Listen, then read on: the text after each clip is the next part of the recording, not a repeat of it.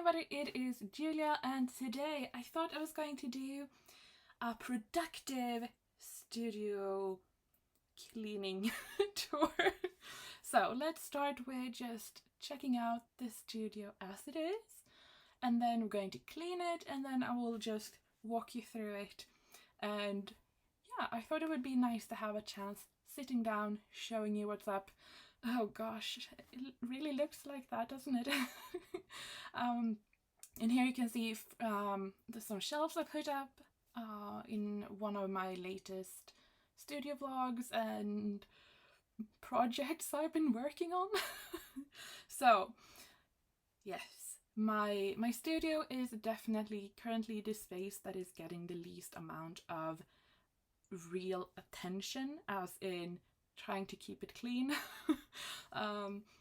Most often I get in there, I have a project in mind that I need to do, and that is painting something, trying out art supplies, and stuff just accumulates on the desk, and then I need a little bit more surface, so I put all the stuff that I have on the desk that I need to get out of the way, I put that somewhere else, and it's a vicious cycle, and it just continues to carry on. I have made serious attempts to try find the best ways to store stuff and organize things, and I think and also there's dog treats everywhere, but I am a firm believer in the thing that everything should have a home, and if it doesn't have a home, it's messy. I think it's that easy, and I am really happy with my studio and like how it looks. I love that I have a place to sit down, create art. I have a fairly good sized desk. It's one of those corner desks, and I also have a sofa so I can relax or do computer work in there if I feel like it, but it is very low on storage, and that is it's hard. I mean, it is a small space. It's the size of a horse box in a stable, because that's what it used to be. So just imagine that. It's that kind of size. But yeah, I have these IKEA furnitures, and I feel like they swallow a lot of products or a lot of stuff. So that's good. Here I have one specific drawer just for watercolor. Is that all of my watercolors? No, it's not, but it is a lot of them. I love putting watercolors into new pans and buying tube watercolors, putting them into pans, putting those into tins, and I have quite a few and I don't use them because I love working from my big studio palette that is just a big ceramic plate. So yeah, I did decide to go through quite a lot of them and sort of decide what kind of pans I actually don't use, and sort of put the tins in under place, and then so I try to be a bit more organized. Here's my little plein air palette. Yeah, we're going to put that into a proper palette. And as you can see, I have a lot of White Knight tubes. Every time I buy pre-made binder, I pick up a few. They are so dirt cheap, it's not even funny, and the quality is so high. So if you're looking for like really good watercolor on a budget, yeah, White Knight. Here you can see my palettes that I work from myself, and I have the traditional pigments, and then I also have one with metallics. These are not all of my paints, I have more. And yeah, I buy quite a lot of old vintage tins that I sell as palettes. I use them, not all of them end up in the store because I pinched them before that. Yeah, here's one of my favorite curated. It has the Pretty Potion, the Magical Colors, and Fred and George. Oh, I really like that palette. Anyway, so that is my watercolor, but I feel like it's fair. I use my watercolors, and it's my job. I'm allowed to have a lot of watercolors, right? And I have a lot of White Knight tubes, but they don't cost as much. And I also have quite a lot of Daniel Smith watercolors, but I have used them so much. So I see them more as investments, but I know that if I had the option of buying from other brands, it would be bad. So I try to, a little bit of a restriction. Anyway, as you can see here, I'm trying to clear up on top of that a huge that tall Alex shelf, and on here it's so convenient, you know, it's just next to the door, so a lot of stuff just ends up there. But mostly it is dog treats. And here we have some Albert's favorite, squid and pineapple. That is the like #1 winner. And then also those tiny duck bones. He loves those. But yeah, there is a lot of dog treats, and it could be said that it's a little bit overkill, but in my opinion, if I can bribe my dog, I will. And I feel like it's worth it. I mean, and then he just gets so happy when he gets treats, and he is such a poor eater. He eats very badly. So if I can, you know, give him treats, then it's fine. And then also, as you can see out the door, there's quite a few prize ribbons, because out there is the kennel with the other dogs. My mom and my dad, they have a kennel where they breed a type of basset, and they have won quite a few awards. So out there is where they sort of trim the dogs. So when I trim Albert, it's quite easy. I'm trimming him, just get a treat from the studio. And also the other dogs have learned that there is treats in there. So we're now tackling this little custom made shelf thing. It's actually made by some pantry doors. When we redid the kitchen, my dad saved these pantry doors, and they have now turned into this shelf. So yeah, and here is the other little Alex. It's those wide ones.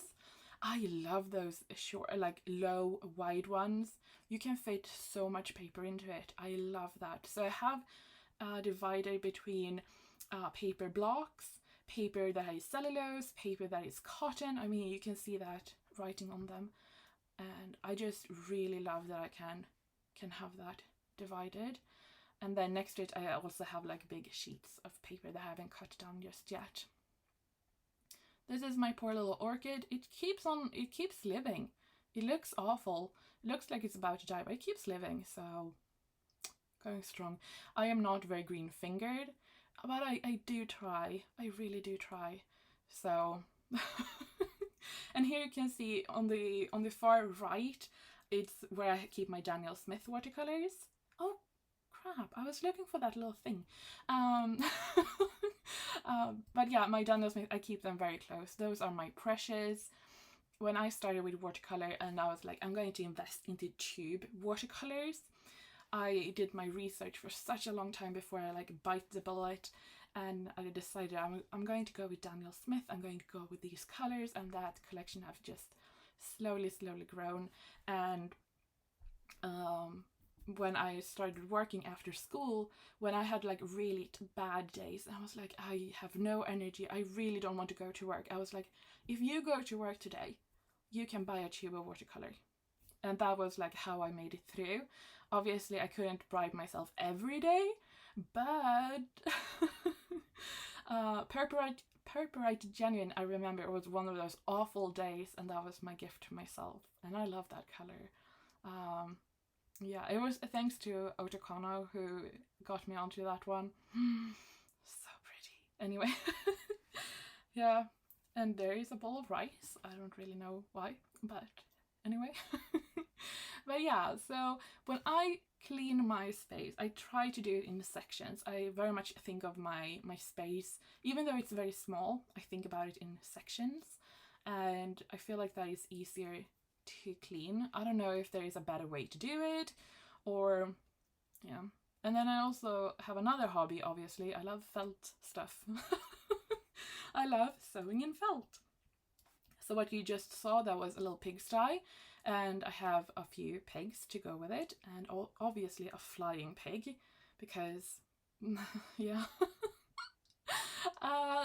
So we have those and some more prints. We have a coloring book and we're going to clean the window. So yeah, I just try to work my way through it, and that because I have, you know, a chronic pain condition, my energy is very low. I also think I try to do it this way, that if I'm wiped, I can't do it anymore. I haven't ruined the whole room. I have like finished one section, that section is done, or that section I haven't like done all the things, because I know some cleaning organization stuff is like you're going to do poof and everything is clean. But I'm afraid to do that because I'm like, if I don't have the energy, you know. So we are done. Here you can see the studio a few days later. It's all looking clean. I wish it still looked like this, but even though it's just been a few days since I filmed the final clip here, and now it doesn't quite look like this anymore. I mean, the base of it definitely looks like this, but you know, mostly it's down to him. Yeah. No, he's wonderful. But yeah, I have tried. I like to have stuff out, but I also like to have it clean, and I try to find that middle ground where it's easy to see things, and things I want to have on display sort of, and stuff easy to reach, but at the same time I don't want everything out. It's hard. It is to find that balance, but yeah, we are trying. Also, I'm not happy with my storage of the alcohol markers here. I wish I had a better system for them, but for now they are going to stand that way. But if you have any good like storage ideas for alcohol markers, I would love to know, because I know I want to have them horizontal as much as possible, but I don't know how to do it so that they don't just fall out. I think that is my main. I'm afraid that if I keep them, like, they will just fall over if I'm going to try to move them or something. So if you have any good tips or like photos or something on great storage for alcohol markers that isn't like crazy expensive, because I know that Spectrum Noir, they keep these trays you can buy, but those are expensive. So yeah. Anyway, next to my desk I have a few things. Markers. I have gouache in the last drawer here. That's the only art supply that I just keep next to my desk. All the other art supplies I keep in that tall Alex unit. I don't really know why, to be honest, but that's the way it is. And that also ties in to my thinking that as it doesn't really matter where things are as long as they have a proper home. So if they have a proper home, it doesn't really matter where that home is. But the issue is many things are lacking a home. Oh, this little shelf here, I have some display things. So I have some watercolor sets I've made, the washi tapes I've made, I have one of each put up there, some stones, yeah, just, you know, a little memorabilia, I suppose. And I have so many books. I love my books, and so over the sofa I have my old journals, art journals and all of that, and inspiration books. And then next to my desk I have like how-to reference books and current journals. So yeah, oh, of course, the puppy buffet.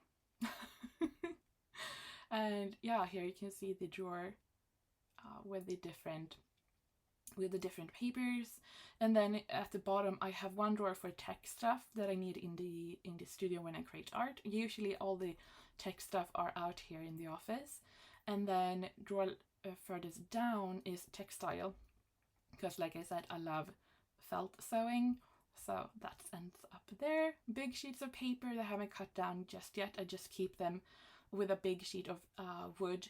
Oh, here we have Asta. Gosh. We have some cinch stuff for bookbinding when I use the cinch. And then, oops, we have palettes, and here is just, you know, tin palettes and also ceramic palettes. We have journals, because I might have a little bit of an issue when it comes to journals. I love buying them, so there's quite a few different kinds in there. We have inks, acrylic ink, alcohol ink, dye ink, drawing ink, and also scented candles. That is actually my favorite kind right now. Color pencil, different. I like to keep them in those, you know, the sort of book cases where you can flip through, but if I don't have them, they're in that drawer. Acrylic markers, crayons, I keep a lot of extra pencils or pens in there. Watercolor, I also have masking fluid and watercolor ground in this drawer. That is really handy to have. I use a lot of masking fluid for the studio, for the office. Here is just random, you know, sponges, bling stuff. I like to use bling. So I have like rhinestones, but also gilding leaves and mica flakes. You can find that in the shop if you're interested. I actually have that there. Oh gosh, that was shameful. Shameful. Close the drawer. Oh gosh, that was not pretty. Also a lot of bags for taking stuff to the post office. Stuff to keep me warm. I love that. That is so pretty. Okay, so yeah, that is the studio before and after it was clean. Of course, we have Albert and his tennis ball. And yeah, that is how I work when I try to create art and painting and coloring. And yeah, thank you so much for watching. I hope you have enjoyed it and liked it. And I hope to see you soon.